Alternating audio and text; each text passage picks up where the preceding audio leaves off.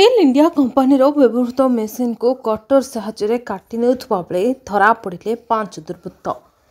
जाजपुर जिलार सुकिंदा अंचल भुवन दे तालचेर को बिछा जाइछि लुहा पाइप। जो पाइप रे प्रति ग्राम को जीव रंधन गैस। आज को 2 वर्ष हेब लुहा पाइप बिछा सरिथिबा बेले ठिकादार विभिन्न जमी रे छाड़ी जाइछन्ते बड़ बड़ व्यवहृत मेसीन। किंतु गतकाली मध्यरात्रि भुवन थाना गड़गहपुर ग्राम निकटर 5 जन दुर्वृत्त गैस कटर साहाय्य मेसीन काटुथिबार खबर पाई भुवन पुलिस चढ़ाऊ करथिले। बीजेडी युव नेता 5 जन को काबू करने सहित गोटे जेसीबी मेसीन, गोटे ट्रैक्टर और गोटे बाइक जबत करथिले।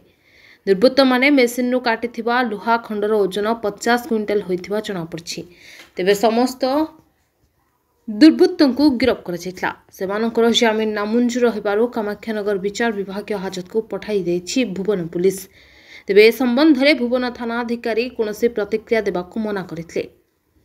कामाख्यानगर प्रकाश कुमार पात्रों को रिपोर्ट द न्यूज टुडे।